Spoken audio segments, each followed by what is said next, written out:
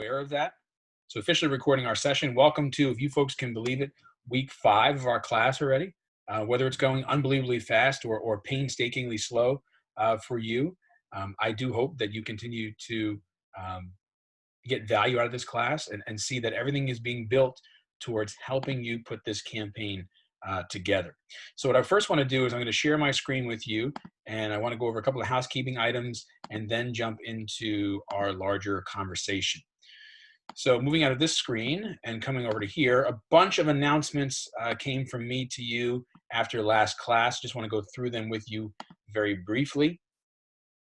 First and foremost, here was our laundry list of things to do after we met our clients last class. So just for clarity's sake, again, by now I should have one copy of your team's learning meeting minutes from last week. That should be submitted under the Unit 5 folder and course content by the start of today's class. So essentially 15 minutes ago, give or take, I should have had that file uploaded. Only one person from each team. I'll give credit to all team members. It's my hope that you have also responded to the discussion question in Unit 4. We'll revisit that at the latter part of our class today, as well as completed any and all discussion questions or assigned readings from Units 1 through 5 by today. So the discussion, I restate that, discussion questions 1 through 4, readings Units 1 through 5. Keep in mind, our discussion questions will always start after we go over the unit in class. Also looking for you to be able to schedule that secondary follow-up meeting with your learning team clients between last class and the start of next class on 10/7. That's totally up to you. If you want to use Zoom, Google Meet, whatever may have you, you certainly feel free to do that. Again, there's by no means any requirements to meet your clients in person. You don't have to do that, particularly in this COVID time we continue to live and work in. But you should follow up with your clients between now and next class to confirm the notes you took were correct, and more importantly, to ask those really critical follow-up questions you didn't realize you had, but now you need the answers to be able to move your project forward. Last but not least, we talked about secondary research 2 or 3 classes ago, and the reason for that is we're starting to get into the territory of deciding what your primary research is going to be and starting to conduct that primary research. Again, your client interview is the first form of your primary research. Also looking for you to have that follow-up meeting and then hosting a survey for your project and at least one other type of primary research. A lot of students will make different choices depending upon what's appropriate for them. One of the things you could choose, since we are remote, in place of hosting a focus group, let's say, for example, maybe you'll choose to do a content analysis of your client's existing communication. And we can talk more about that later on. Keep in mind that each member of your team is responsible for 6 to 8 pieces of secondary research that they themselves are bringing to the project this semester. And each of you individually on your own is expected to be able to create a review of literature from that research you've done. And that is due by the start of class next week. There's a template for that underneath week 6, and we can take a closer look at that in just a moment. Does anybody have any questions or clarification points on these items? Okay, so moving on from there, the next note that went out is this really long announcement. Yes. Sorry to interrupt.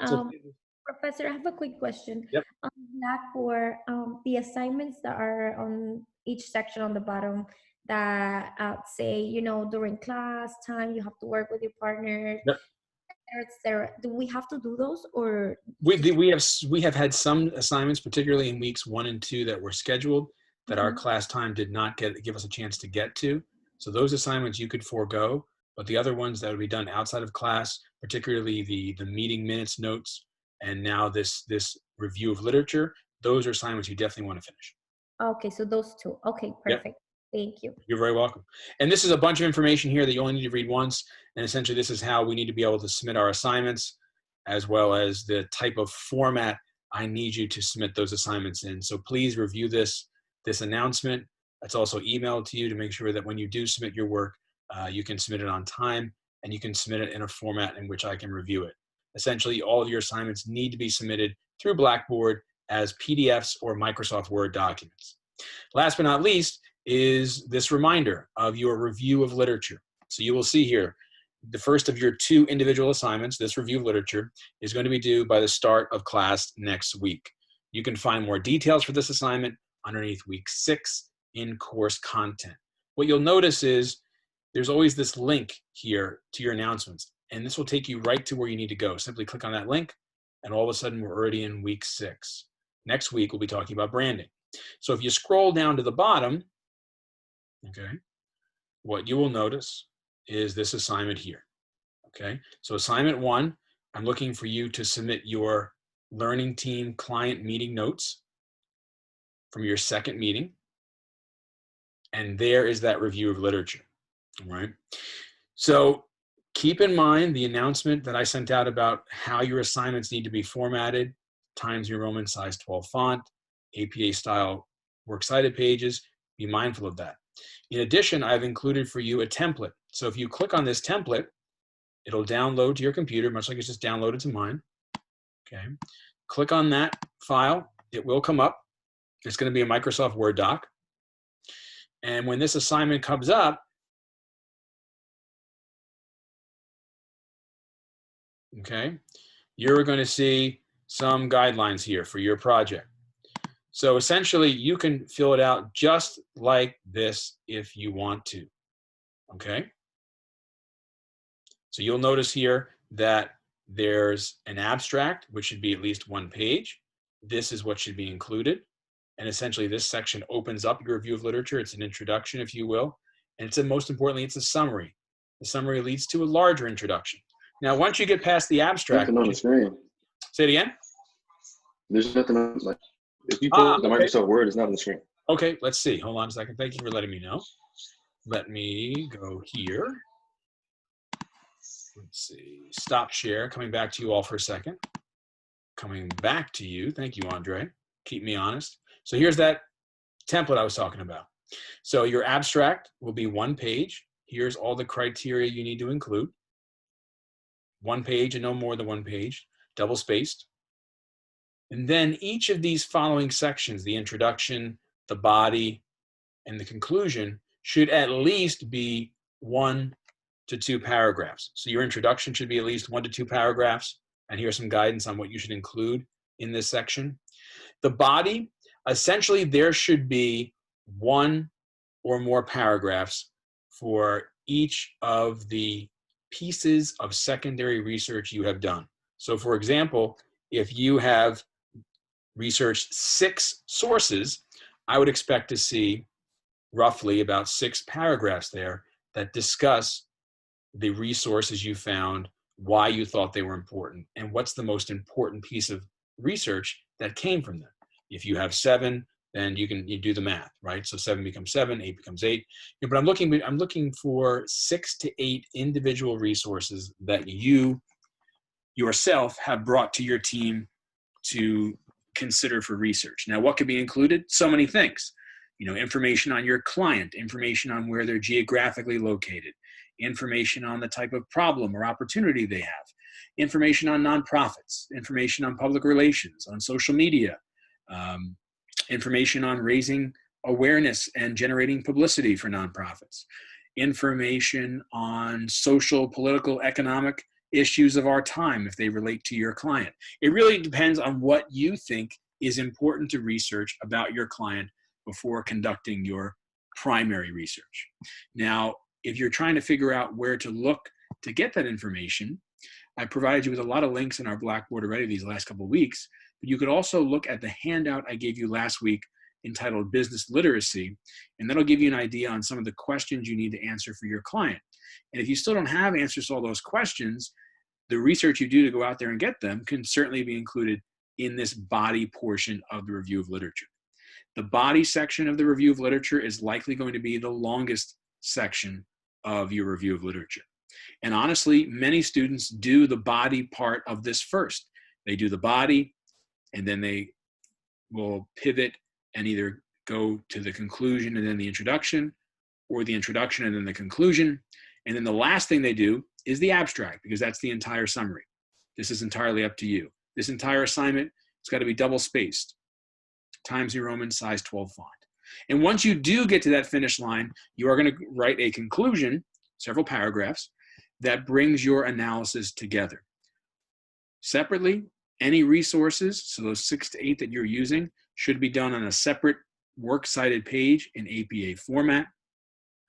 The moment you hand this assignment in, not before, but immediately after, you should share this with your your peers in your team.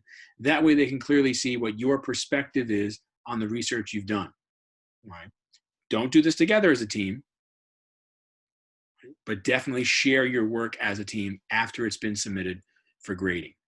Based upon the nature of this assignment, the abstract is 1 page, the introduction is a paragraph or 2, then you got 6 to 8 paragraphs for the body and the 1 and 2 for the conclusion. So you're easily looking at perhaps a 3 to 5 page assignment here when you are done. Does anybody have any questions on this review of literature?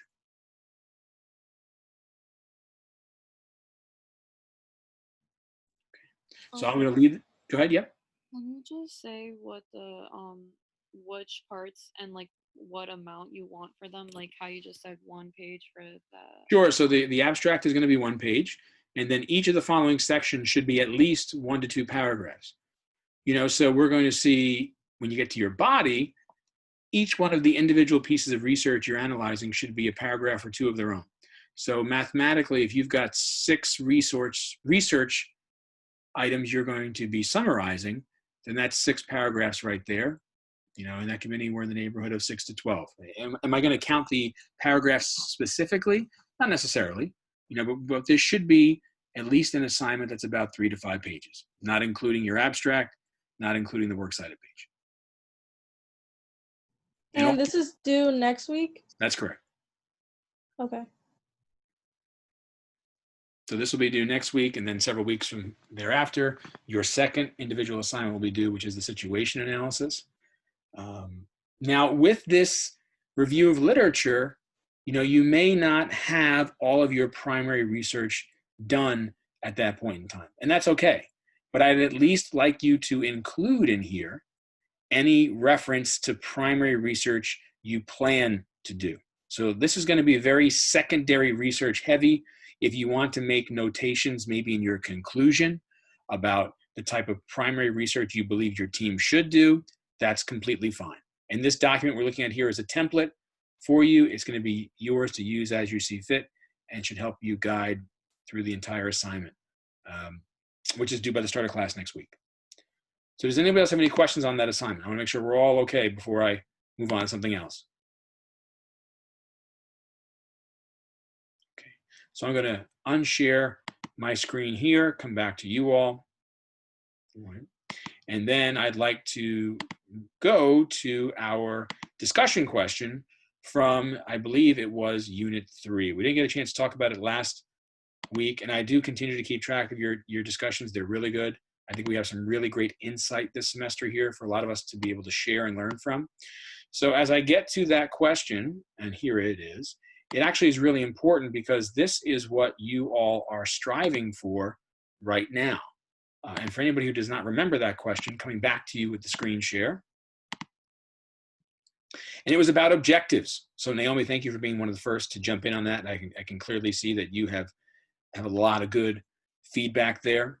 The question is this: what qualities go into well-written objectives? It's something we talked about a couple classes ago. Moreover, why are measurable objectives important during the evaluation phase, and what are some of the advantages and disadvantages to incorporating them into a strategic campaign? So there's a lot going on there, but essentially we're asking 2 questions. How do you know if an objective is good enough to be measured? Number 1. And number 2, why do we even have to worry about that question in the first place? So I come to you all here, and I'm really curious to know what you're thinking. All right. So I can certainly review some of these answers, but you all have done the same. So I'd like to know, when you were working on this, what stood out to you, or if you want to share your thoughts on the matter now. How do you know an objective is a strong one, strong enough to be able to be measured? Number 1. And number 2, why even worry about that in the first place?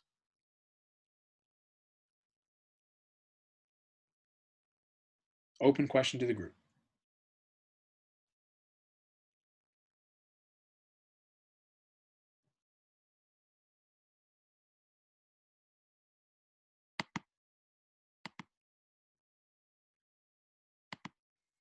I know we have quite a few folks on the call here. And the reason why I'm bringing this question up is as you continue to do your research, right, this is what you're striving to. Your objectives will come directly from the research that you do. So as a bit of a recap, let's try this. What's the difference between an objective and a goal?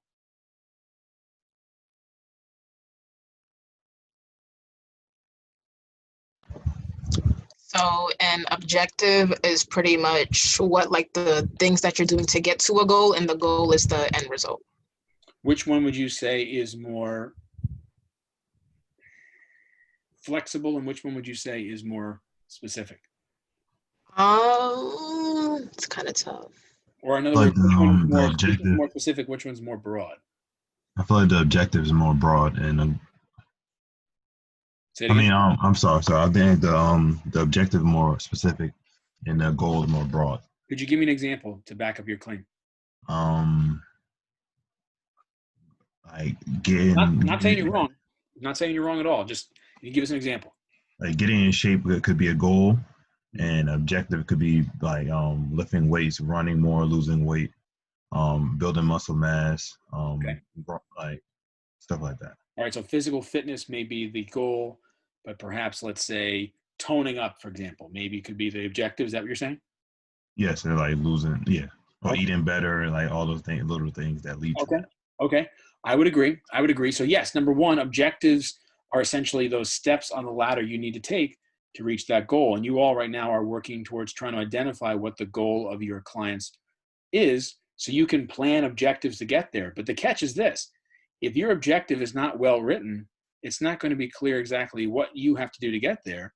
And more importantly, when it comes time to tell your client if you spent their money the right way, you have to go back to those objectives and measure them to see how close you got, how far you superseded it, or maybe unfortunately, how short you might have fallen. So the objectives are extremely, extremely critical. They are what you and your client will agree on as what needs to get done. Does anybody remember the acronym or the 4 letters we used? 5 letters, my apologies, that we used to describe what objectives need to be? Talked about it 2 weeks ago. 5-letter acronym really explains exactly what a well-written objective needs. Could find this question on your midterm. Is it SMART? Who said it? Who was that? Naomi. Naomi. How much are you willing to wager? How sure are you? I'd say $5. $5, huh? Okay. Well, you know what? We'll take 5. You take that 5 and turn it into 10 because you're right. So yes. Okay. But why does that come to you? Explain to me that acronym. Well, the only reason, I don't like necessarily like off the top of my head remember what each letter stands for. Mm-hmm. I just remembered it because like objectives have to be like smart in a sense. Yep. So yeah. Now, You want to work with me, and you're right. You're on the right track, and you're leading us in the direction we need to go in. Do you want to work with me really quick to kind of flesh out what those 5 letters mean? You want to take a stab at 1 or 2 of them? I guess S, Mhm. or would S be? Think about it. If goals have to be broad, then S would mean. can I help? Yeah. Well, I don't know. Let's see. Do you want to phone a friend? Everyone can help, please. Yes. All right. So Naomi's on an island. Let's get her off the island. Fraud. Specific. Bingo. So yes, objectives have to be specific. What do we mean by that? What does specific mean? So what exactly do you want to accomplish? Yeah. What else though? Oh, do you want me to go to the next letter, or to keep on going on specific? Yeah, flesh out the word specific more so I know what Oh. I want to accomplish. That's great, but what else do I need to know? So, like iron out details of what needs to be done and how it needs to be done. All right, so I need And to what, know like, action. I need to whoa. know what? Sorry, say that again. You said I need to know what the action is going to be. I need Yeah, to and like what will be the consequences and the benefits of that action? Okay, fair enough. So I think by specific also it's like the who, what, when, Mhm. and like where, Mhm. like who's being like, who are we trying to like affect and when and in what time frame and stuff. Wonderful. You're on the money. So specific, right? Who, what, when, where, as much as we can include. Measurable. If I'm trying to measure something, I need something to measure it against. So if your plan is being enacted to create change, I don't know how much change was created if I don't know what was. So you need to be able to have a percentage of change, a degree of difference.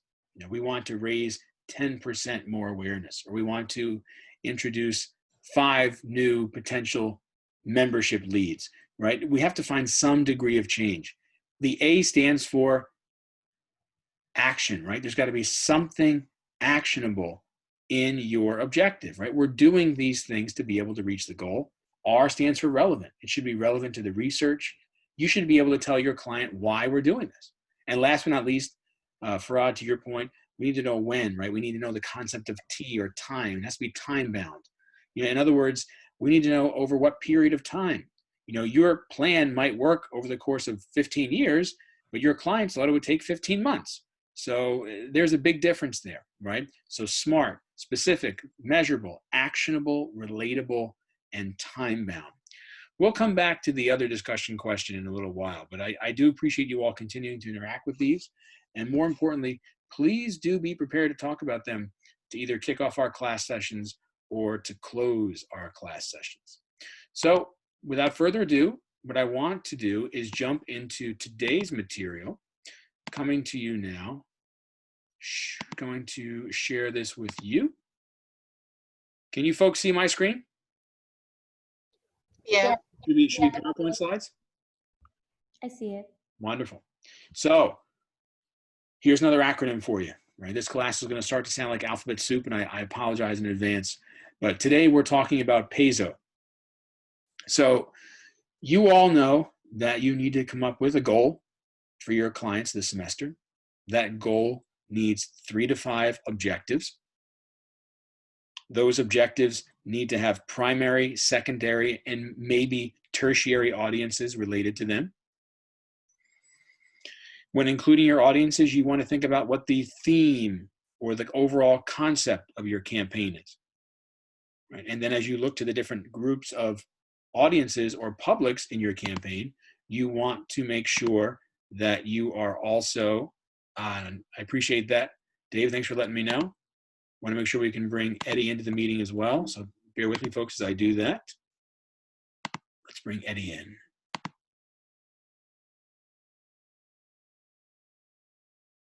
Eddie, welcome to the meeting. Good to see you. So with your audiences, once you have them selected, you've got to decide now what's the theme. And then when you look towards your audiences or your publics, right, you want to ask yourself, well, how would I communicate that theme to this specific group? And that's where the concept of messaging comes in, right? So you've got your theme, and then you've got your key message or your key messages. You know, emphasis on the word key messages. That means there's going to be a select few. And there shouldn't be really any more messages than you have primary audiences. There should be a link there. From there comes what your client thinks they're paying for, right? They don't realize how much work goes on the front end, because now comes the programming or your strategies and your tactics. In other words, your approaches or the actions you're going to take to actually bring those approaches to life. And that's where PASO comes in. Does anybody remember from a previous class, or if they want to take a stab at it from doing the reading, what PASO stands for? What do you think that acronym stands for?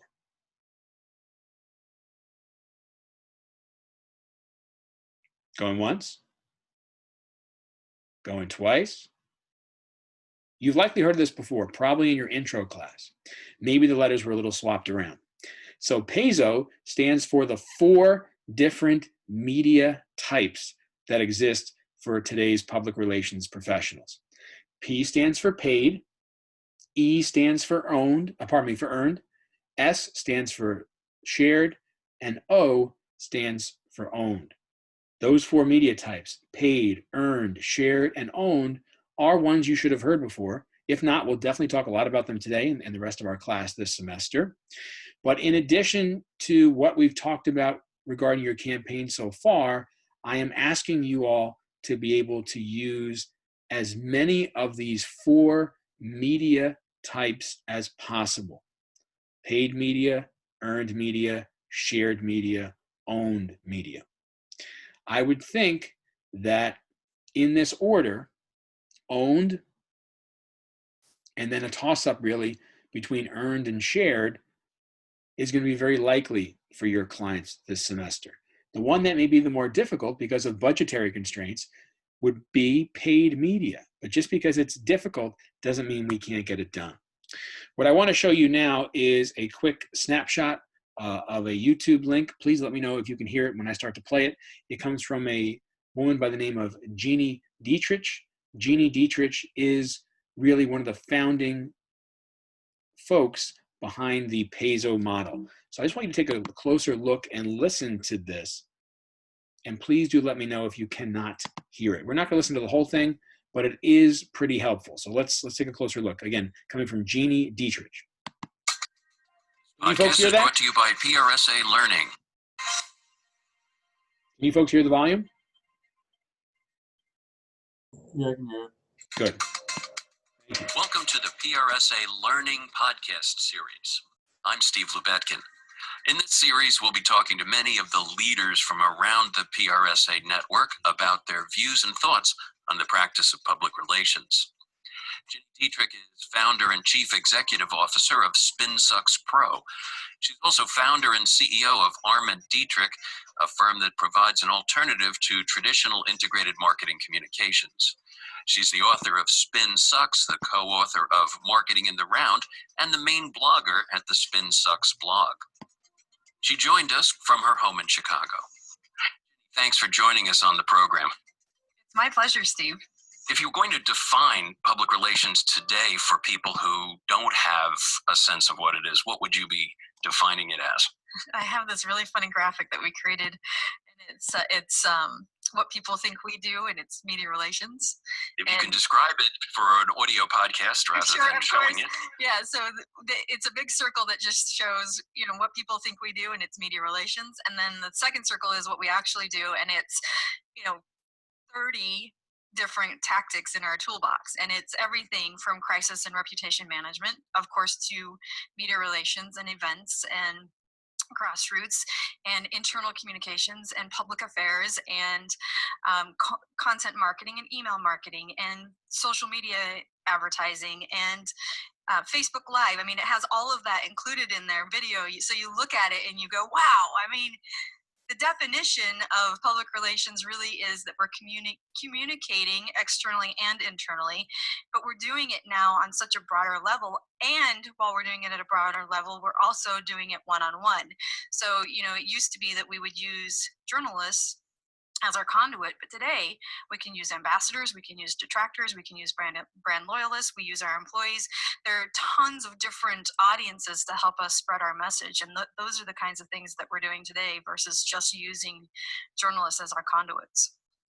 And one of the other non-debate debates within the public relations profession is, are we public relations professionals or are we communicators? Departments are changing their names, public relations, public affairs, communications, corporate communications. What's your take on that? Yeah, I mean, we have this huge debate, non-debate inside the industry, and we can't even get it right. So I think we do as an industry have to figure out what it is that we call ourselves and then go out there and say, this is who we are, this is what we do, and here's how we can affect the growth of your organization. So the other buzzword phrase that we hear constantly at professional conferences and in workshops and seminars is, how do we get that seat at the management table?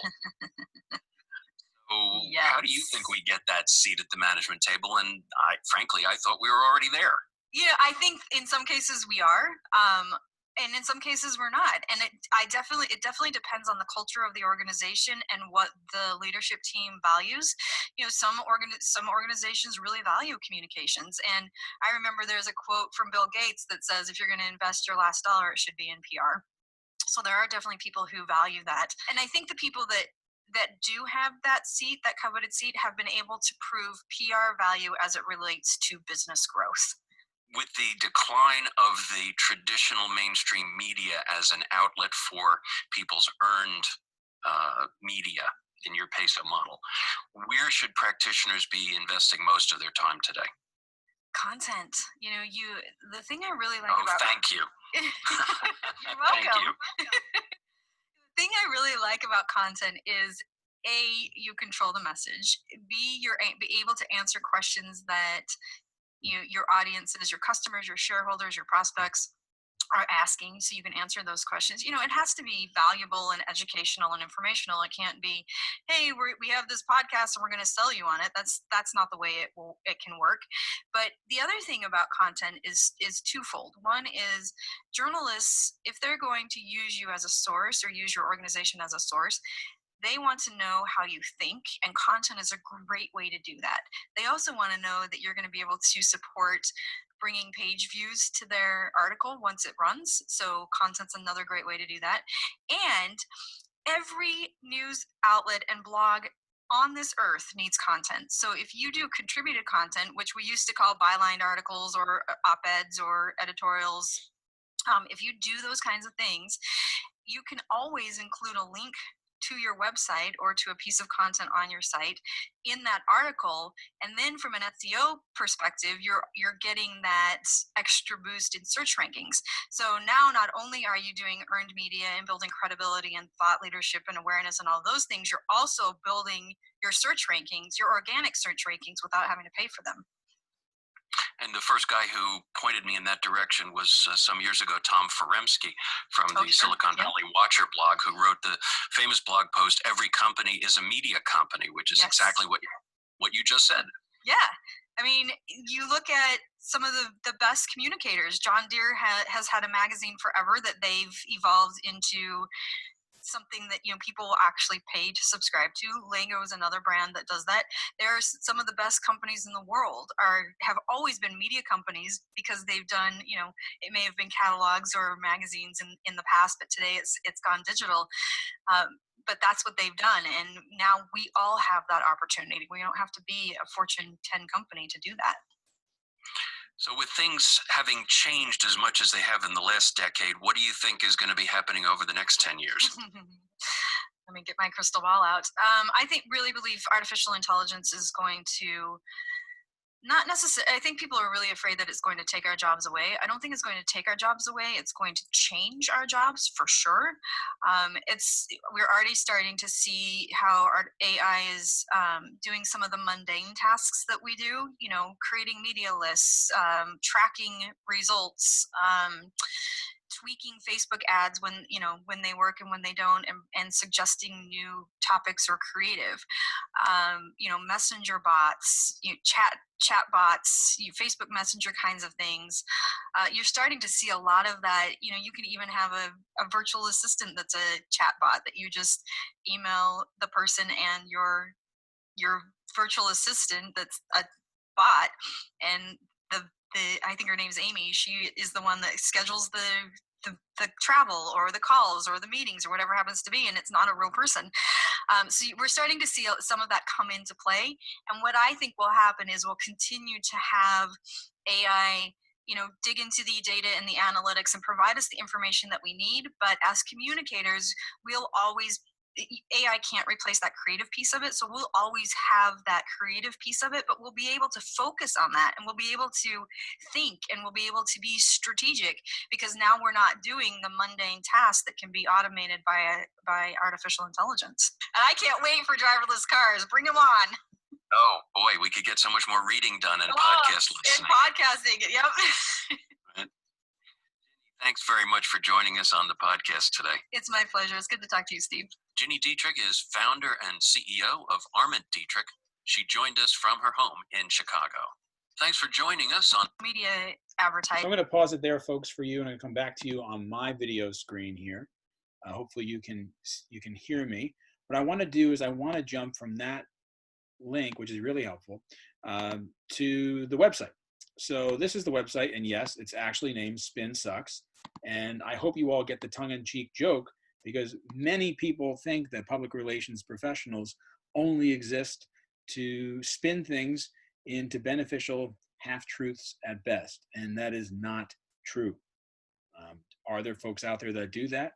Quite often. Am I looking for you to do that? Not a chance, right? So Jeannie Dietrich, there is her picture there, you can kind of see on your screen. What I have here is the link for all the articles that discuss what we are going to talk about today, which is the PASO model. How to use paid, earned, shared, and owned media in concert with one another to be able to effectively reach your various different publics using various different communication mediums, right? So let's jump back into our PowerPoint slides here. All right. Can you all still see my slides there? Yes, I can see them. Fantastic. Thank you, Luz. So here we go. I'll send these links to you after class as well. You and I now can look at this chart and say, well, you know, that makes sense, you know, but does it still make sense? You know, what this is showing you here is the two-step flow model of communication. And you and I both know that this was valid at a time. My question to you is it still valid at this point in time, right? So what you're noticing here is the mass media, broadcast, print, right, and those online versions of either of those really serve as the main conduit of information. Those are consumed, the messaging, the reporting, the information is consumed by opinion leaders who then in either real life or otherwise will turn and then inform other people. You know, my question to you is, when you look at this chart, what's missing? What do you not see as part of this information exchange?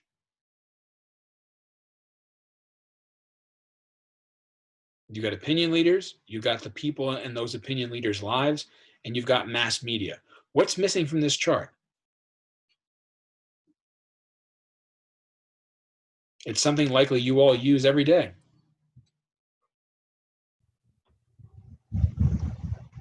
Would it be social media? Oh, of course it would be social media, Jada, right? Social media and mass media are not the same thing, right? It used to be where people would, you know, read the newspaper, and then the newspaper story would spur broadcast media coverage, or they would hear about something on TV and they would go to the newspaper to find out more about it, and then enter the internet, right, in the mid-90s. And now we live in a time where, let alone not just having mass media companies using their own social media profiles, a lot of times what happens on social media sparks the mass media coverage. So a big, huge piece of our media consumption today isn't part of this chart, and it is social media.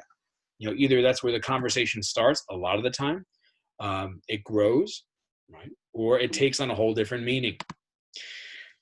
Here's a snapshot for you, right? The way you want to look at these different media types this semester: paid, earned, shared, and owned. Again, asking for you to be able to use all four of these in some way, shape, or form. Because you're dealing with nonprofits, I know that the opportunities to use paid media may not be as many as the others, but there are ways to get it done. But this is what you'd be looking at, right? When you are trying to decide which one of these to use, you want to ask yourself, well, what are we looking for? Are we looking for exposure, right? Raising awareness? Are we looking for engagement? People know about us, that's great, but are they choosing to learn more? If people know about us and they choose to learn more, that's great, but now are we going to have an effect on them, right? And that's that concept of influence. And above all else, if they're aware of us, if they've choose to learn more and we had an effect on them, has that effect led to the desired action? And it's likely that action category is what your clients have asked of you when you started meeting with them last week. But you can see here that these actions don't just happen. There's a road to get there, and that road is paved by exposure, engagement, and influence. But depending upon which of the four media types you choose, those paths will look a little different. This is one of the most important charts I could show you this semester. So think ahead. All right, let's take a closer look. What are we trying to do today? Number one, we want to make sure we understand the PESO model and all the differences between the 4 different media types. We want to make sure we can tell when companies should and should not use them. When you take a closer look, a lot of times people will say, well, when do I use paid? When do I use owned? Sometimes there's clear examples of when to use individual elements here, but a lot of times these individual elements work very well when you combine them together, particularly when you know where their strengths overlap. And last but not least, knowing all that's great, but how do you build them all together in such a way that you have that strategic approach that this class needs and your clients are looking for? So what's PESO? Let's start there, right? You can see the definition there. You are integrating or blending together paid, earned, shared, and owned media, shared, sometimes called social, to make sure that you can deliver an integrated message across all different audiences on behalf of your client. What does the term integrated message mean? Number one, that means it lives through multiple different communication mediums, but more importantly, no matter which medium you're using, the message is the same, right? How do you choose which to use, paid, earned, shared, or owned? It comes back to the audience, right? Or the public you're trying to reach, and the goal and objectives that your clients have. Here is a snapshot of what this model looks like. You can see here that in certain areas, paid, earned, shared, and owned, there are tactics that you can turn to that are of their own. For example, advertising, particularly traditional advertising, always lives in paid.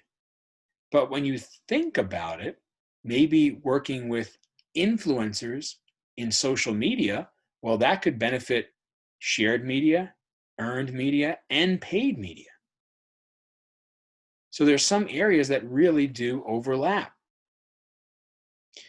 What's a great example of owned media? Well, it's your client's website. It wouldn't exist without them, and they own the rights to it, so it will always be theirs.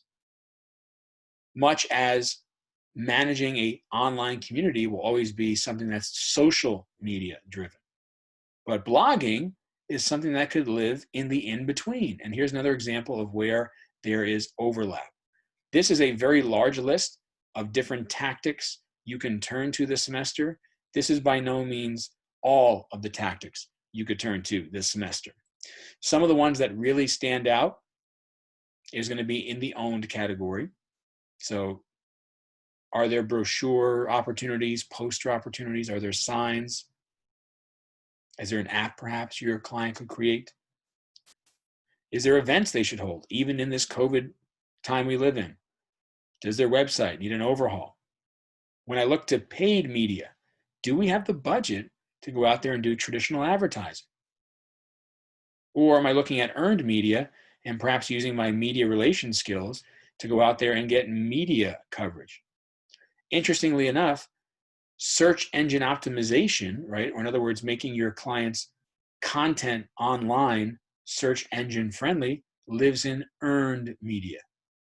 One of the primary examples of earned media, though, will always be the publicity you get from working with journalists. And then again, we get to shared media, and you can see that concept of having social media profiles and managing a growing community on them will always be considered shared media. But again, there's that influencer relationships you can build, and there's that concept of informational outreach you can create from them that live in the in-between. Does everybody see how these 4 categories operate on their own and at times operate collectively or together?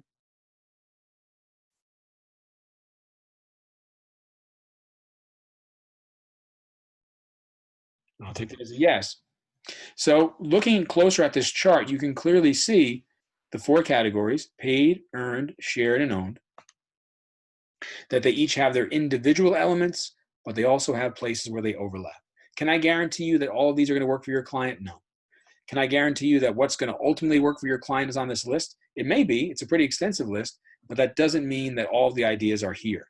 But what I'm asking you to do this semester is, as you're building your programming, which is your strategies and your tactics, I want you to continue to come back to this chart and ask yourself, how can we add paid, earned, shared, and owned this semester? Because somewhere in your presentation, when you're talking about your strategies and tactics, you're going to want to be able to show your client how you're using these 4 different categories to their advantage. Closer look at paid. Some things that really stand out to me here: paid and owned. Again, the brochures, posters, always a great opportunity. Participating in community events or community partnerships. When we're looking at paid media, any type of advertising, be it digital or in person, is always great. But again, this comes at a very high cost. And a lot of times when you work with nonprofits, you're trying to figure out how to stretch those dollars as far as you can. Earned and shared media. Again, we talked about it. That concept of raising awareness, getting that publicity, working with journalists, local journalists, regional journalists, right? Maybe national journalists or journalists who report in your client's space. How can we get that media coverage and get that credibility out there for our client? Separate from social media channels and building that community. We know it's really easy to set up a social media channel, but we also know it's very difficult to be able to continue to keep that community going. Here's another way to look at these 4 different categories. Paid is very controlled. Essentially, the more money you have and can put towards it, you can dictate what it looks like, when we see it, and what it says. And it's also many different channels you can use. That's a little different from shared. Sure, you can create the social media page, but what happens on there really is not necessarily up to you. It's a very uncontrollable process. And it really is focused on the audience, their likes, their interests, their values. They're going to come to your social media pages because they're getting valuable information from you. And a lot of times that traces back to their needs, their wants, and their interests. That's very different from owned. Owned, you control the entire message. There's very diverse examples of that. It doesn't just have to be a social media page. It could be a website or something else. And where shared media is oftentimes focused on the receiver, owned media a lot of times is focused on the sender. It's very brand focused. And last but not least, we look at earned media, essentially the news coverage or the publicity you may get. That's always going to be uncontrolled, because really once you raise awareness about your client to the media, it's up to them to decide whether or not they're going to cover you and provide you that coverage. And they're making that decision not so much based upon who you are or how well they know you, but instead how newsworthy and important you are to their readers, to their listeners, to their viewers. Where it's very uncontrollable, the benefit is that with it does come credibility should the news media decide that your story is important for their audiences. And a lot of times where you get that coverage and how you get it is driven by the outlet or the media house you may be reaching out to. Does anybody have any questions so far about this model? Again, asking you to use this model when planning your strategies and tactics this semester. Thank you. All right, so again, you can see where that overlap is here. Here is another look at this. This comes directly from the Spin Sucks website and Jeannie Dietrich. You'll see there's a little different look at this, right? Reputation, for example, lives at the heart of this. Credibility, trust, thought leadership, or in other words, being the organization or the person with the most leading opinions on something. This comes from the place where all 4 of these connect. And that's really what you want to do. You all are trying to find a way to build the reputation of your clients. And there's no better way to do this than to use these 4 different media groups together. Something else you didn't see in that previous chart is the concept of lead generation. Another word for lead is interest, right? So you can bring your client new interested people. It'll be up to them to convert them into quote unquote sales. Partnerships, again, co-branding, corporate social responsibility, charity tie-ins, all works in to the place where earned media and shared media collide. When we talk about shared or social media, it's true that there's different content streams you can include. One is reviews or user-generated content. The other is organic social media content, in other words, content you're creating. Or it could also be curated content or content you've found through your social media monitoring and you're bringing to your channel because you think it's going to be useful. When we look at owned media and what we can do with our websites, essentially you are a brand journalist. You are telling your client's story. So videos, webinars, infographics like this one, audio, podcasts, right? Stories about your employees, stories about your quote unquote customers or the people who've benefited from your nonprofit. The opportunities are endless. Again, giving you a look at the different pieces of the puzzle here. And these slides will be uploaded for you after class. So paid media, here we go. Pretty simple. It's that traditional advertising that you and I know. And again, I'm not asking you to make an advertising campaign, but does paid media exist as a tactic you and I can turn to? It does, right? It certainly does. And we know that paid media lives in the online and as well as in the in-person world. A lot of times we use paid media if we have the budget. And if we have the budget, we're really looking to probably gain a presence on those different channels where our targeted publics are spending their time. But here's the catch. You can pay a lot and have paid media say and do what you want it to. But the question is, does the receiver pay attention? Do they want to be advertised to? And research is telling us more often than not, many people can spot an advertisement well in advance. And if they're not looking to be sold to, they're going to move on.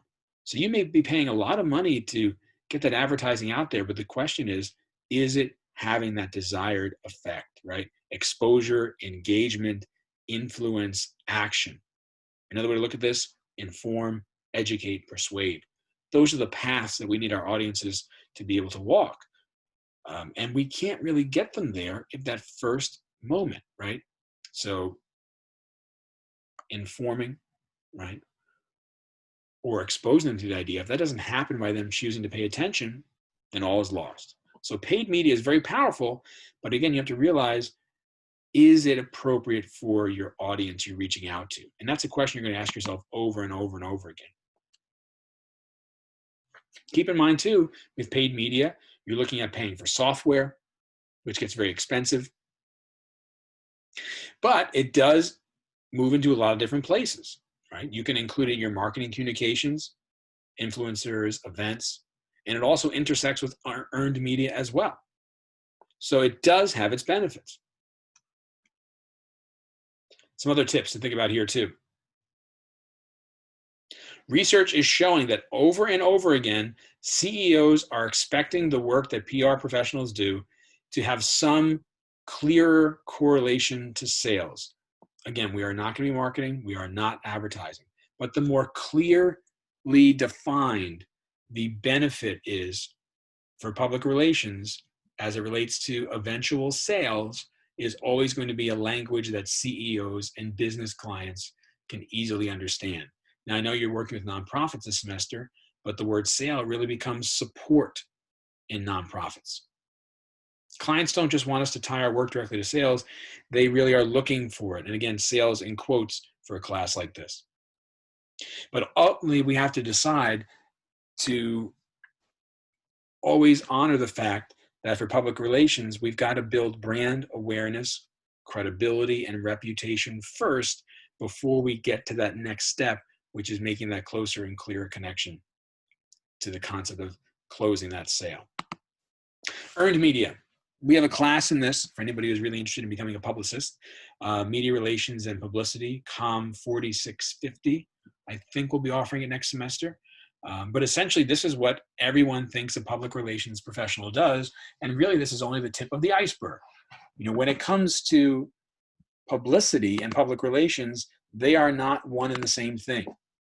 A public relations professional can generate publicity. But That doesn't mean that publicity and public relations are the same. Publicity is out there to be able to get third-party validation and coverage that's essential for rubber stamping our clients' messaging and their stories with credibility. Public relations is about building mutually beneficial relationships. So maybe the act of getting publicity helps me get closer to that, but they are not one and the same.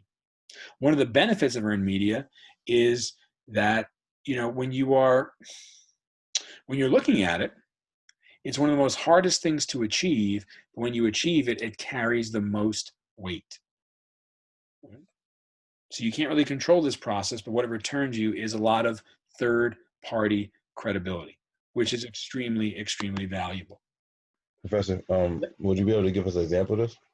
Sure. So any type of newspaper article coverage you get in print media, in broadcast media, in online media, in a trade magazine, that's an example of earned media, right? So anything that you get that you are not paying to create or paying to place. So in other words, you are earning it based upon who you are and what your client's story is. That is publicity.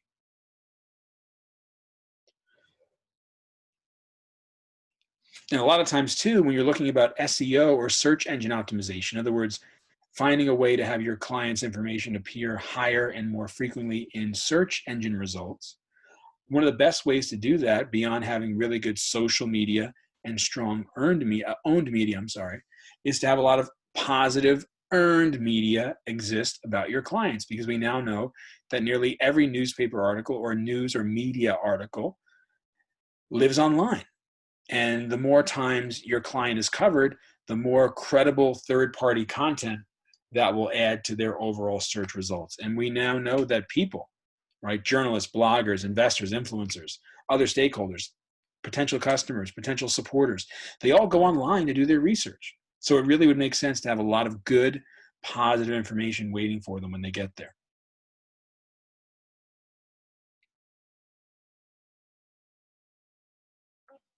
When it comes to the concepts of communities, right, realize that we live in a community building age.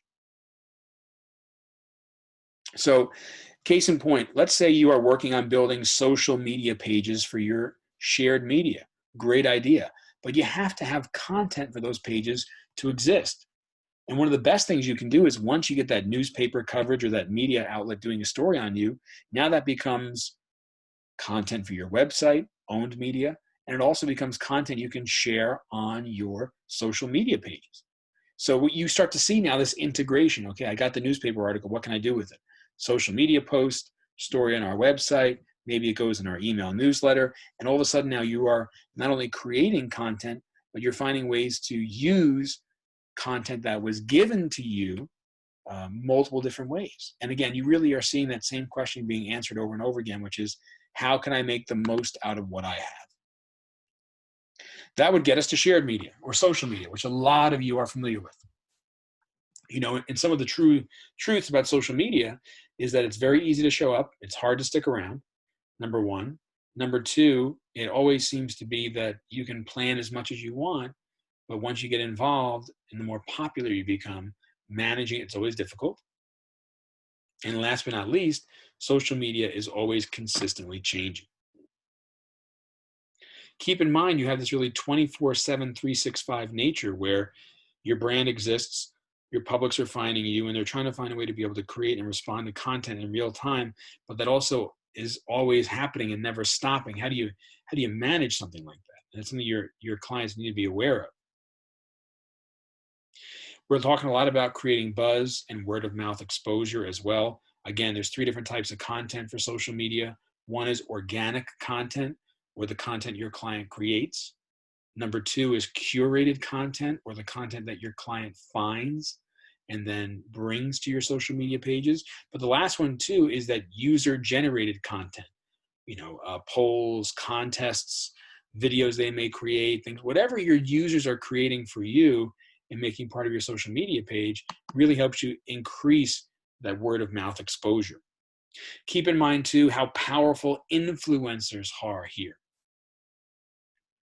Influencers are essentially those opinion leaders that already have all the credibility and clout built in that you and your organization need. So instead of starting from scratch, now you want to find some way to be able to build relationships with those individuals so they can honestly support your brand and its mission, and then reach out and share their support with their publics and wrap that in that credibility that they already have. In order to be successful here, you know that editorial control, right, or control of the message, you have to kind of give that up to influencers because it's social media, right? You're bringing the influencers in to help magnify your message, but you've got to realize that social media needs to feel and look like social media.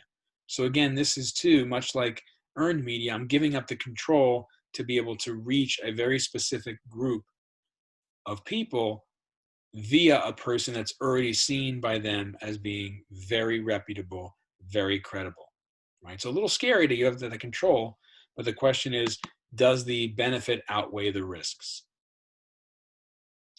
It's not just social media more either, right? We now see reviews, we see online forums, we see different forms of digital engagement happening. This all falls underneath the social media category. We've also added distribution and promotion now. So how you take the content you've created or you've produced and now communicate that through different communication mediums, particularly shared media, that always falls underneath shared as well. And it really is important to note that you can't reach your fans or followers on social media more by what's called organic reach. And what that means is if you just put the post up, they'll see it. Increasingly, social media is becoming extremely crowded every single day, and there's more and more people scratching and clawing to get the same amount of posts out to an increasingly large group of users. And it just really introduces that pay-to-play model where you have to find some way to be able to financially spend to get your social media messages shared. Social media is driven by conversation, and now you know that you're going to need content as well. But just because you have content that exists doesn't mean an audience is going to continue to read it or consume it. It's got to be interesting. It's got to be value adding, right? And it really is almost a refresh. At this point, too, you probably want to look at the different partnerships that could exist between shared and earned media.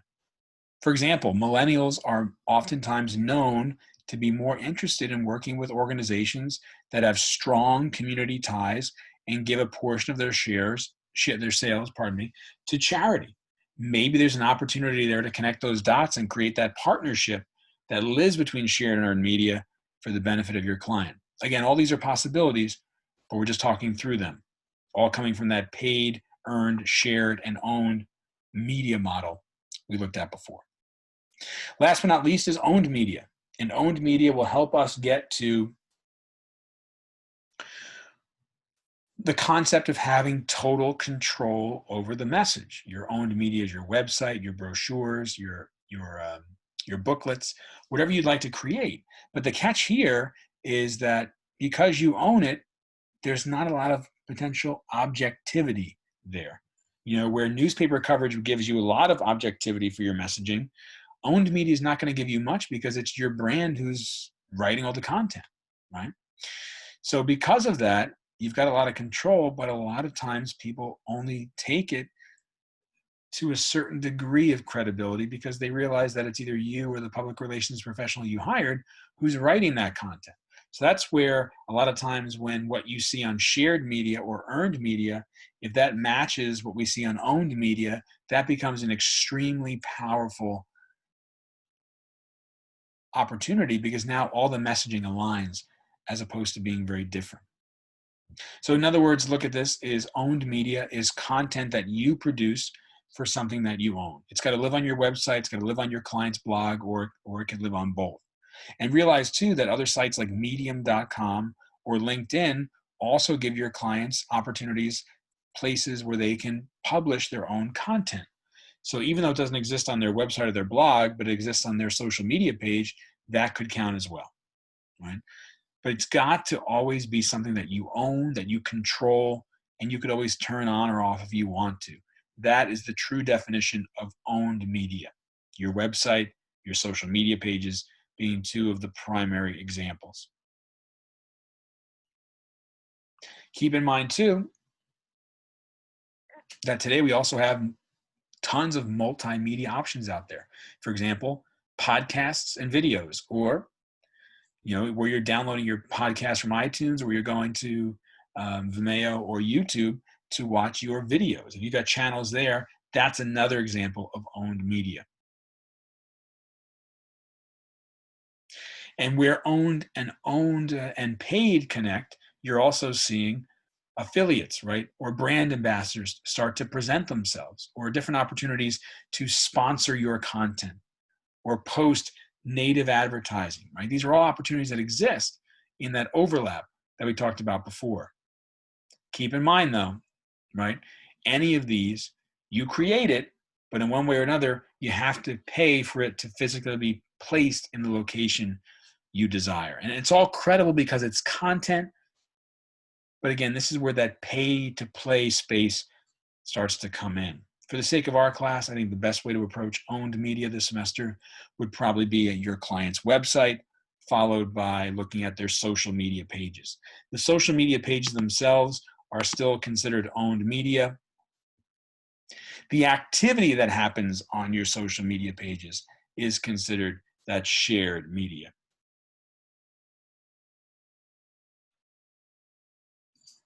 I want to read to you this piece of the article here from spinsucks.org.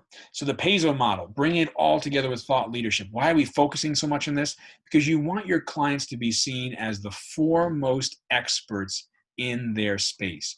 You want their voice, their opinions, their approach, right? You want them to matter as being the expert, the number one, the forthright organization to turn to. The fact of the matter is, whether it's in your clients' communities or right next door or not too far away, there's other people who are trying to do the same thing they are, likely.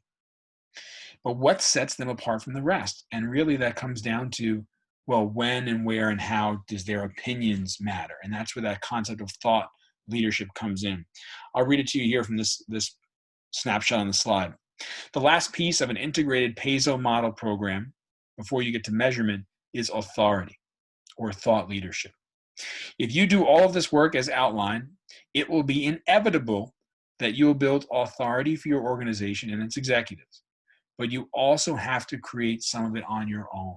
Right? And that's where plugging in these 4 different pieces, paid, earned, shared, and owned, to work as well together as they can, as they do separately, is really key for your clients this semester. So let's talk about when to use it. All right? Here's some truths. It's 1 part logic and 1 part common sense, and it also comes down to what's important to your audience you're reaching out to and what type of outcome or action are you trying to create.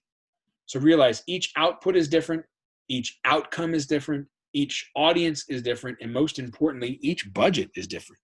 That is really going to dictate when and how you can use any of these 4 media types, be it paid, earned, shared, or owned.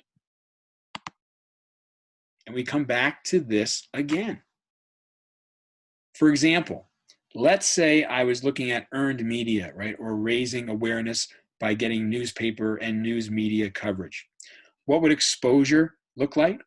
Well, I'm going to start to count all of a sudden the impressions that article is getting. What would be a sign of engagement? Readership of the article going up, general awareness of my organization, which I can monitor via survey, or most importantly, maybe in that newspaper article was a web link, and all of a sudden I'm tracking the content and I'm tracking the views of that page, and they start to increase. Now all of a sudden I know that newspaper article had an effect. And it's great people are visiting my page, but are they now maybe navigating to the page where you almost buy something or volunteer or donate? If they are, that's wonderful. That likely means there's a change in their attitude, because I could look at the number of viewers before I did my account to tell me there's been change. And if there has been change, then it comes to this. What action did they take? Are they visiting? Are they voting? Are they making a donation? Are they volunteering? Right, just one example I can give you here. Does everybody see how this chart fits together? whether you look at paid, earned, shared, and owned from an exposure, engagement, influence, action perspective, or if you look at it from an inform, educate, persuade perspective. Do you all see how this chart fits here?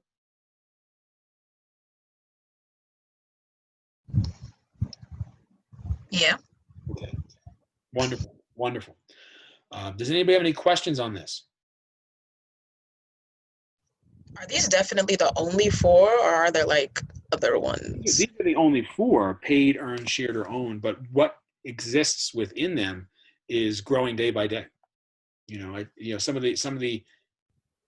the timeless examples. Advertising for paid, media coverage for earned, social media likes, comments, shares, follows for shared, and the existence of your website. Those will always be there, but they're also growing and changing as our consumption habits change and as the different media types change as well. Don, do you have a question? I just took a look in the chat there. No, yeah, I was saying I didn't have any questions yet. Okay, very good. I just said no problem. All right, so we're going to move on from this chart here, folks. Here we go. Mixing it together. Some of you during this quarantine period might have picked up a hobby here or there, maybe have someone in your family who does it. The analogy I always use is, if you've ever seen somebody knit a quilt together before, particularly a patchwork quilt, what you'll notice is they take all these different pieces of different things and they knit them together for one common purpose, to create the quilt. But the quilt, right, or the plan isn't really why they're knitting. They're knitting so when it gets cold, they can stay warm, or whoever they're going to give it to is going to stay warm. The same thing here. The plan you create by pulling all these different things together, paid, earned, shared, owned, is wonderful. But we're not doing it for the sake of the plan. We're doing it so the plan works and it gets me to where my client needs to be. Here they are now. There's where they want to be, right? The plan that you're creating and the four media types you're using, paid, earned, shared, or owned, we're going to judge the strength of your campaign on how well you use these different pieces together to create a strong foundation, right? All these different pieces become one thing. In your case, that one thing is the plan. What's the plan's job? To get your clients closer to solving that problem, to get them closer to taking advantage of the opportunity. The term holistically, you're going to see a lot in our slides. So where I'm telling you to think strategically, that means trying to see where things fit and what problems may arise and address them before they happen. Right? In other words, be very plan oriented, but holistically also means don't get lost in the pieces that you forget to look at everything as a whole. It's very, very important as you're building your campaigns this semester. Always take a step back and look at everything as one item and make sure they're fitting together, because it's going to be your judgment in terms of paid, earned, shared, or owned, and how much of each you use, what the best mix for your client is. Here's some helpful links I've added for you regarding Paizo. You can certainly use this and read more about each of the four media types should you wish.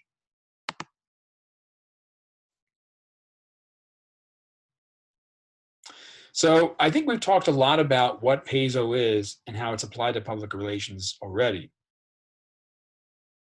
What I want to ask you is, how does this acronym of Paizo differ from ROPE, which we talked about 2 weeks ago, research, objectives, programming, and evaluation, or the acronym RACE, right? So research, action, communication, and evaluation, which you probably heard in the intro. How does it differ? How does this model differ from those other two?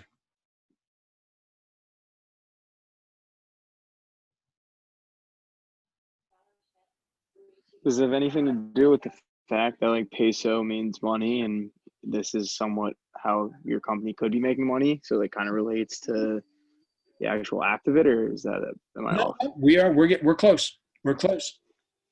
Help me out here, folks. Don's Don's sticking his neck out here and he's throwing a thought out there. How does the peso model, right, or the reason for its existence, how does that differ from rope or race? In other words, what does rope and race focus on versus what peso focuses on?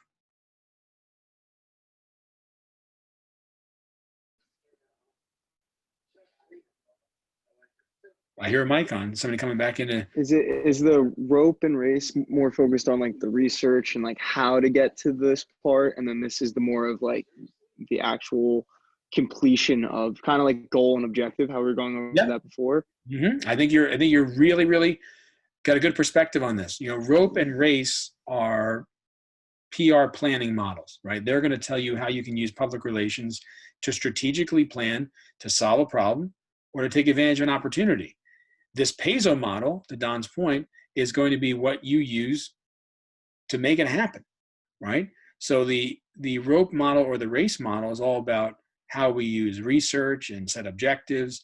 Peso is going to help you with the P in rope or the C in race. It's going to help you decide what media you're turning to and when you're using them and why you're using them and how you're using them to get the job done, right? Essentially, peso helps you build your programming.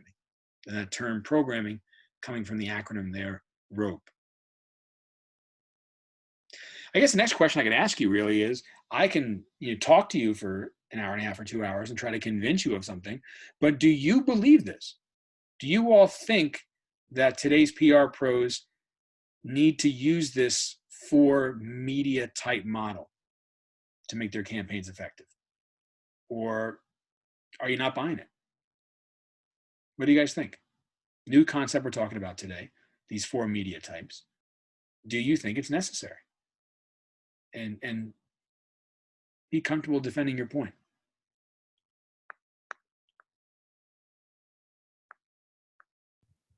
I know I hear from Donna or Jada, but there's other people in the room. Jada, go ahead. I was going to say, I think they're still necessary, but I think with just media and PR nowadays, you got to be kind of careful with any sort of intentional strategies that are put out there. Because I feel like nowadays people are getting smarter and smarter than ever, So I feel like if people sort of know that there's sort of like a specific intentional thing that's being done as far as like how like marketing and how mass media like is done and works, I feel like that could kind of work against the industry, if you get what I'm saying. Okay. Does anybody want to chime in and add their take as well? That's one way to look at it. Again, do you think we really need this additional acronym, this other layer of concerns to worry about when we're building our campaigns? Do you think these different media types need to be broken up this way? I think that it's always good to have some type of like background or like strategy format for certain things like this. However, I do agree with Jada though, is that a lot of people are becoming more keen to how PR, marketing, anything like really works within a business. So it's really important to keep that in mind and make sure that everything is organic. Even though you're still following a strategy, you have to make sure like everything is still, organic. So do you think that that's better or worse for us as professionals? I think it depends what you're trying to do, because if you're trying to make like an organic campaign, it depends what you're trying to do the campaign on. But if you're sticking to an organic field, then I feel like it should make sense. Okay, I can see that. Other folks want to chime in on thoughts here.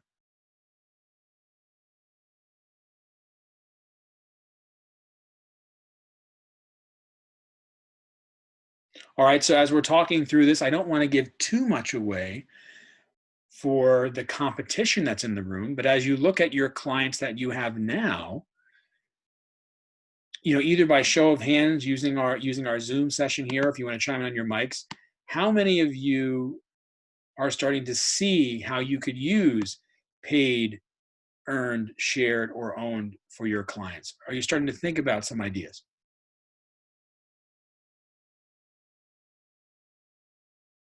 Okay, see a couple of hands there.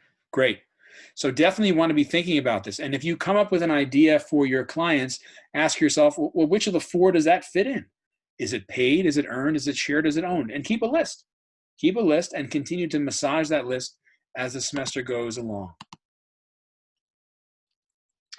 That brings me to the end of the slides I wanted to discuss with you. Again, coming back to you here with our shared screen. A lot of these resources come from spinsucks.com. Funny name, I know, but most importantly, there's a lot of great resources here. What I'm sharing with you now are all the articles that are written for this PASO model. Any question you may have about this is here waiting for you, and it is such a wonderful resource. Again, I will also send you this information, which was the podcast we listened to at the start of class today. One thing I want to take a break from for just a moment from class material and going to the Arcane website here for a second. Oh, hold on a second there. Since many of you are COMM and PR majors in class, just want to let you guys know, if you go to the search bar and type in communication, you'll be able to get to our school's webpage, which has just been updated a little bit. So we're usually the third one down. Click on School of Communication, Media, and Journalism. A couple new links we have here. One is CMJ has their own internships and career page. So if you click on that, it'll take you to more information on what you can do with your communication degree, particularly what communication is, where communication degrees can take you, what some of today's occupations in communication look like, as well as how to find an internship. I want you all to know that Professor Edgley is now serving as our internship coordinator. So definitely please do reach out to her with any questions you may have. Even though we are remote, there are still internship opportunities. Last but not least, if you scroll down here, you will see that we have links to on-campus internships, federal, state, and local internships, internships for print and media, for broadcast media and journalism, for PR and event planning, for film production, as well as sports and entertainment. These will link you to different sites that are looking for interns right now. If you go back up to this page, you'll now notice we have a new one called Finding and Applying to Internships. If you click on that page, it'll tell you more about our internship program.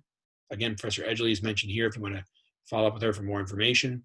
And you'll see here that Career Services, College Central, which is our job search tool here at Kane, LinkedIn's Guide for Students, Handshake, and other resources are also here for you as well. So just letting you guys know that, particularly because you're senior students, whether you're looking for that internship or that job, these links could definitely be helpful to you. So coming out of that for a second, coming back to you all, if you want to turn your mics on, you certainly can. If you want to turn your cameras on, you certainly can. It's up to you. But I want to know, a week out now from meeting your clients, that's usually one of the more fun parts of our class. What are you guys thinking? What kind of research have you been doing without giving anything away to your competition? Just can you give me an idea of how things are going with your clients since you last met them last week?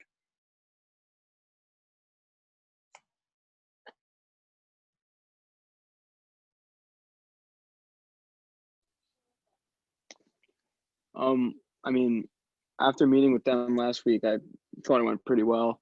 And just kind of gathering, I had spoke with Andre, my partner, and like kind of gathered, like we had talked a little bit and just got some secondary research and everything. And then we're kind of looking forward to just talking to them and seeing where we can go farther with this. Okay. But as of now, it's kind of just going off of last week and then the research that we gathered. Okay, that's good.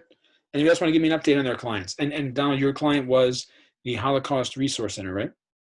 Yeah, the research center on Kane campus. Okay. Does anybody else want to give me some background on their clients? How things are going? How's your research efforts? I would say the same thing for me and Gabriella as well.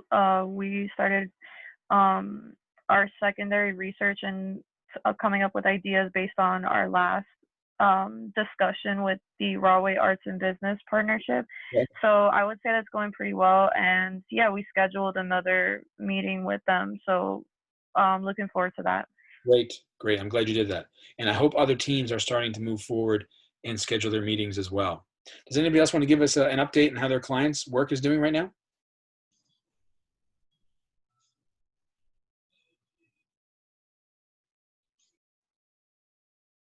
Okay.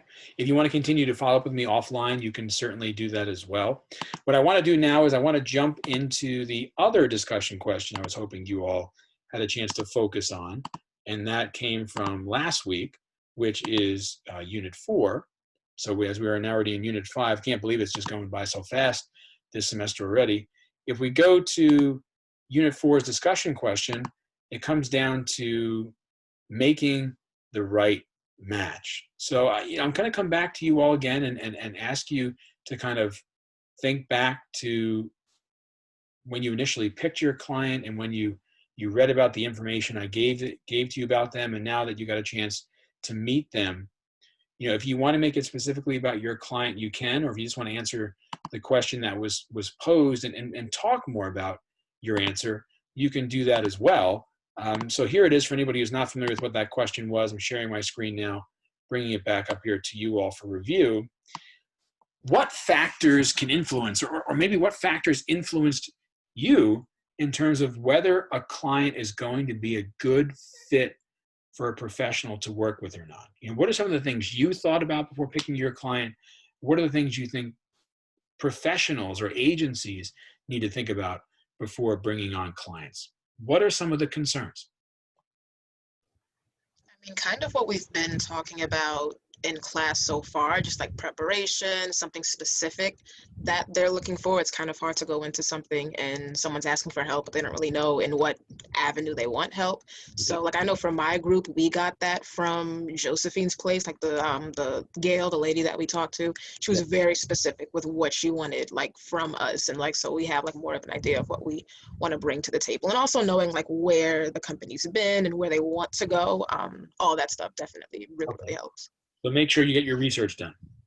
Absolutely. Okay, I would agree. What else? What else might you need to do? Or maybe when you're doing your research, what are some things that you want to be mindful of, to look out for? How do you know it's a right fit? It sounds to me like many of you are really happy with your client choices this semester. You're looking back on that first meeting. How have you identified that it was a good fit? Talk to me about that. I would say like maybe not in terms of like our group specifically, but like in like the professional world. Like obviously I think being like able to relate with a client and like maybe have like some more of an understanding, I think for me at least, would be like something I'd be more interested in, more willing to like work and make sure it worked out. Okay. So I think that's probably important. What do you give an example? For maybe you have clients coming in and meeting with you and they're asking about your services, what you can provide. It's almost kind of like a job interview. You can ask somebody what skills they have, but a lot of times you also ask them questions about kind of who they are as a person and what they would do in certain situations. What would you look for from a client to really determine if it's a good fit? I mean, for me specifically, I'd probably be like, one of the main things would just be like someone who's like willing to work with me, someone who's willing to put in like their side of the work in order to get like for my side to be successful, like stuff like that, I guess, early on. And then like, I guess things of interest of mine, like maybe would make it more easy too, or something that I'm like familiar with. Okay. Does anybody else have thoughts on the matter? I've heard a lot from Don today and Jada, and always appreciative of that. And here I know you jumped in, and Naomi as well. Does anybody else care to add to that? It's a really important question because you want to make sure that you have matched up with the clients that are most appropriate for you this semester, because you're with them for the duration of the semester. Any other factors that you folks think could influence whether a client's going to be a good fit for you, or out there in the real world when you become working professionals?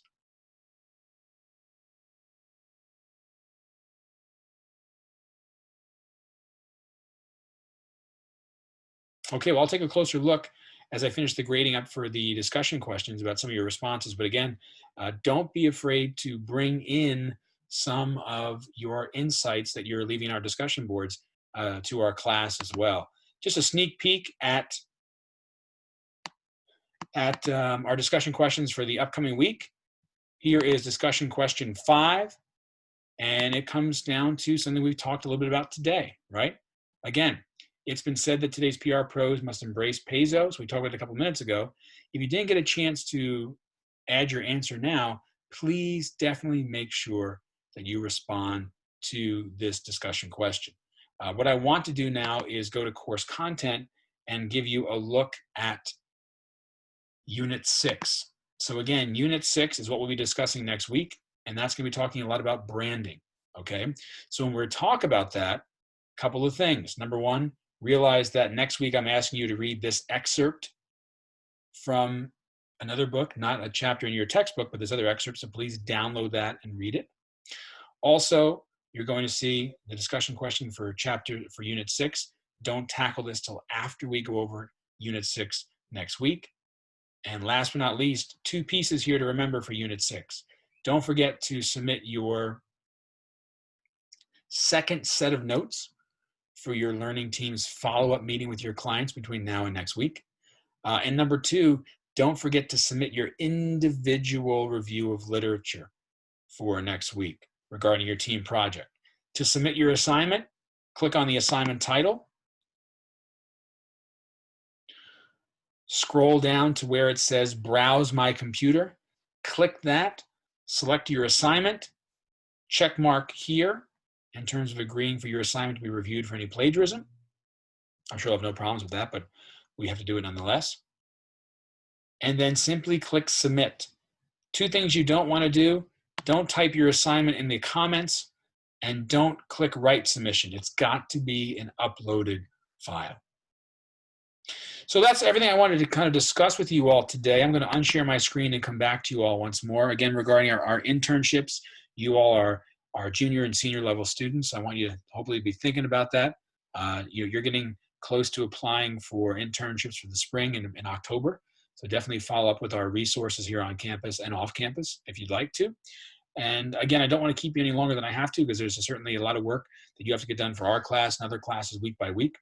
So does anybody have any other questions or clarifications they need before we end today's session? So the Unit 6 DQ is due after class next week. Yeah. So our discussion questions will always be due the week that follows when we discuss that chapter. Okay, got it. Mm-hmm. So, even looking at that too, Naomi, when we get to one of the last chapters, if you will, or the last units, I think it's probably Unit 15 or whatever, that probably won't be due until the following week, which is actually the exam week, but you just want to make sure you get that discussion question done by that time. So they always, kind of follow the week in which we're discussing it. Okay, got it. Mm-hmm. Any other folks have questions? I have a question for afterwards. Okay, Jade, we'll stick around. Okay, thanks. You know what I'll do, Jade? I'll send you a separate Google Meet link, because when I end this meeting, it's going to end for everybody. So I'll just send you another link on email real quick. Okay. All right, folks, and I wish you to stay happy, stay healthy, stay safe. This recording will be uploaded for you, as well as the PowerPoint slides. Please continue to do some great work, as I'm sure you already are doing. Don't forget the review of literature. Don't forget your meeting minute notes. Please continue to contribute to our discussion questions, and I look forward to seeing you next week. Thank you. Thanks. Have a nice week. You too. Take care. Have a great week. Bye-bye.